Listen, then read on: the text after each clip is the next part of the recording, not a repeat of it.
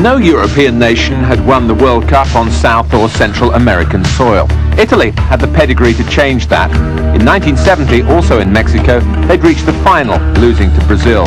In 1986, they returned as holders of the trophy, their squad including several of the stars of 1982, like Alessandro Altobelli, a scorer in that final against West Germany. Italy were drawn in this group, along with the 1978 winners Argentina, Bulgaria and South Korea. Italy, you may recall, had suffered at the hands of North Korea in the World Cup of '66 in England. This group centered on the capital, Mexico City, and the month-long extravaganza of football entertainment started where the competition would finish, the Azteca Stadium. Italy against Bulgaria, the opening game. Opening matches rarely live up to all the hype. At least this one produced some goals, which is more than a string of such games did in the 60s and 70s. Originally, the host nation had set the World Cup ball rolling, but after the previous World Cup here in Mexico, it had been decided that the holders should have the honor instead. Once the dancers and speeches had been seen and heard, Altobelli picked up where he left off in 1982.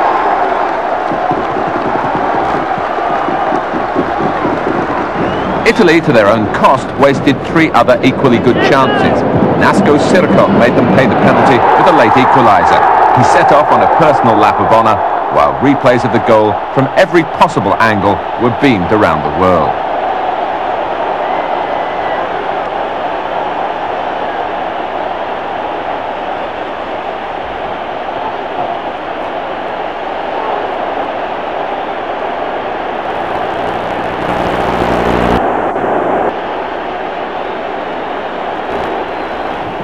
Diego Maradona was under even greater pressure than he had been as a raw 21-year-old in Spain 4 years earlier. Then he was a wonder boy. His failure to handle the pressure was understandable. Now he was at the peak of his career, acknowledged worldwide as the game's finest player as well as the richest. Yet he had next to nothing to boast of in terms of international achievement. Argentina had a new manager. Cesar Menotti had handed over the reins to Carlos Bilardo. In Mexico City's Olympic Stadium, Bilardo's men quickly got down to business against the South Korean side, competing at the finals for the first time. Jorge Valdano had played most of his football in Spain. He was the attacking threat with his skill and his height. Argentina's 3-1 victory owed everything to Maradona. The South Koreans tried to stop him any way they could. Maradona took his revenge in the best possible way, not by kicking back, by carving the Korean defense wide open time after time. Maradona created Argentina's first two goals with free kicks, and their third with a far post cross.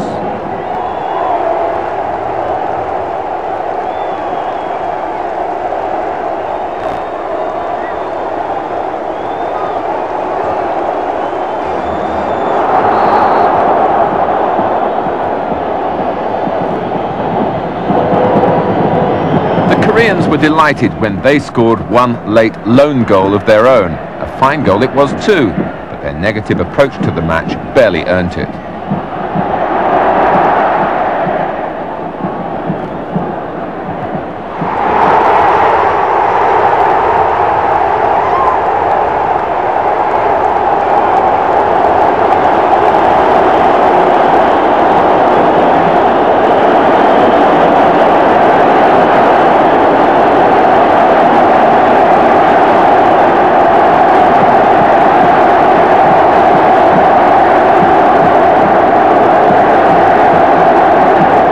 The clash of the 1978 and 1982 World Cup winners finished almost diplomatically all square.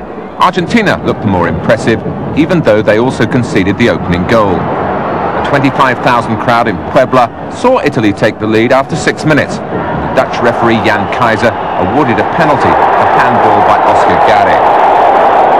Altobelli struck his second goal at the finals.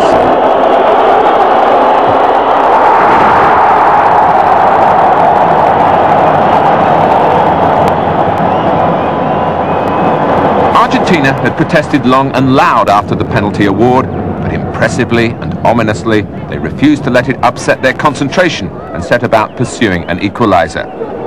Italy had set Fernando De Napoli, a raw recruit to international football, to mark Maradona. The plan worked only up until the 33rd minute.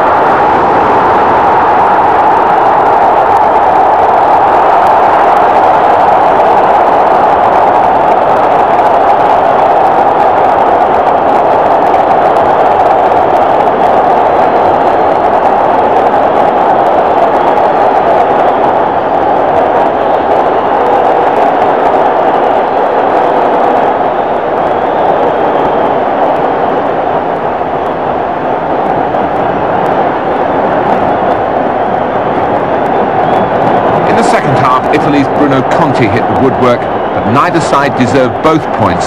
Tempers deteriorated in the later stages.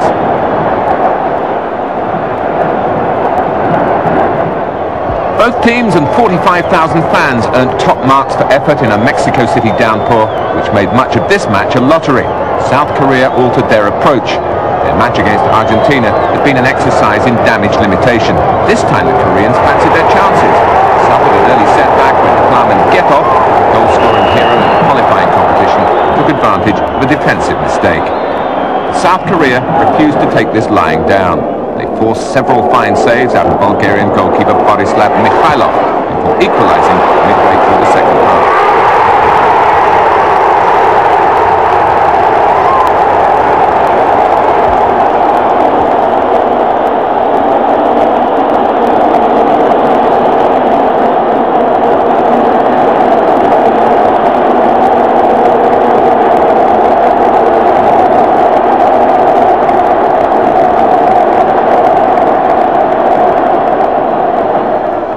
The very name Korea strikes terror into the heart of Italian football. The Italians' defeat by North Korea in the 1966 World Cup finals remains the symbol of ultimate football humiliation.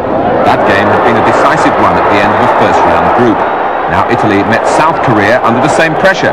Italian nerves were jangling. After two matches, they had yet to win. Altobelli was again the key man, even though he missed the first half penalty. Then he scored twice to inspire relief in the Italians. Their margin of victory eventually 3-2, but the Koreans provided the best goal of the game.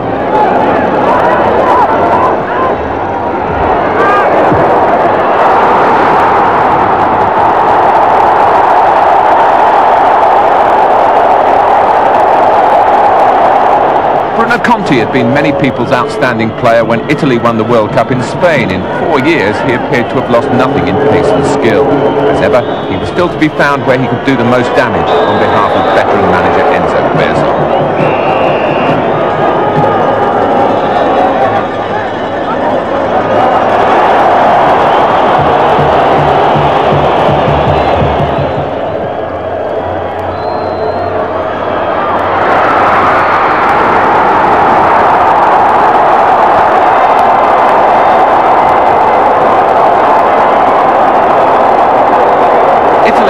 Collected one gift goal courtesy of South Korea's defence following a raid launched down the right by Fernando Di Napoli.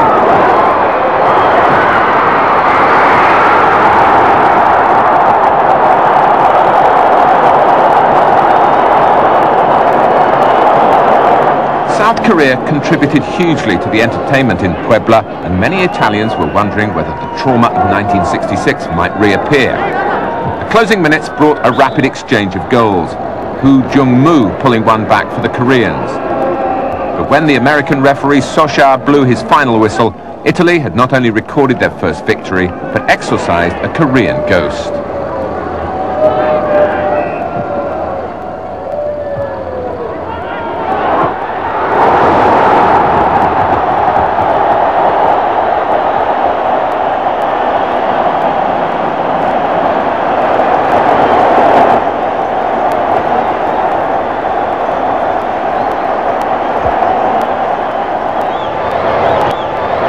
Argentina won easily in the Olympic Stadium to top the group.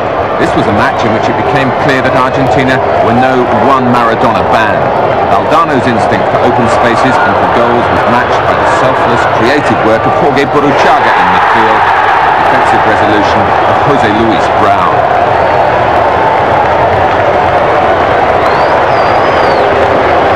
Bulgaria seemed to be content to keep the score down.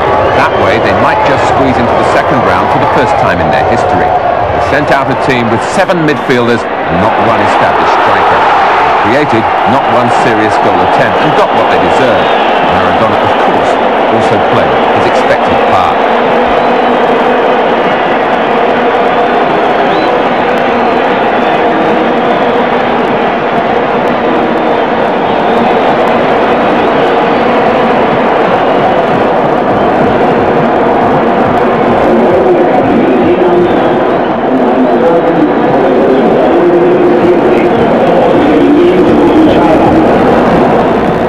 As expected, expected, Argentina and Italy emerged as the major forces in the group. Both unbeaten, Argentina on top with 5 points to Italy's 4.